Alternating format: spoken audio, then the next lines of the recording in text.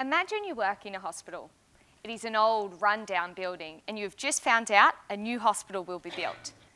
In the new hospital, maternity patients will have rooms to themselves with overnight beds for partners. Staff tea rooms will be huge. You should be excited, because building a new hospital is always a good thing, right? My research is one of the first studies to examine what happens to the people inside a hospital when a new hospital is built.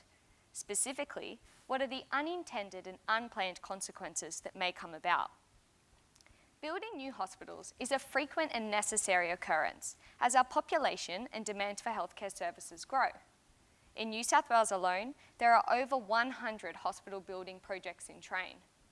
Now, according to past research, we know that when the hospital infrastructure is redeveloped, we see positive improvements to the physical and mental well-being of patients. However, the same may not hold true for staff. Now let's go back to imagining you work in that old hospital building. In the old maternity ward, 2 nurses look after 4 patients in one room. This means, as a nurse, if you need support, you can simply signal to your co-worker for help. Now in the new maternity building, patients have single bed rooms. So this means, as a nurse, you work one-on-one with the patient. So if you need support, you either need to leave the room or just go at it alone.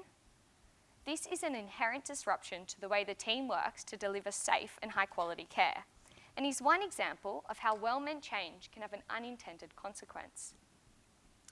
My research is a longitudinal study of one Australian hospital that is being redeveloped. My methods include interviews, surveys, observation, and analysis of hospital data, like staff turnover rates, to identify what was expected by hospital development planners and what other unexpected consequences came about. So far, my findings showed that 76% of staff felt uninvolved in design decisions, and this is contradictory to government policy, which states that staff are involved in the entire design process. Further, from interviewing staff before the new building opened, I found that even hospital executives at 1 week before the planned date did not know if the new building would open. This was because they did not have the funding to staff the newer, bigger building. The findings from my research will help us to inform policy on how to implement major hospital building projects with minimal disruption and a heightened awareness of what unexpected consequences can come about.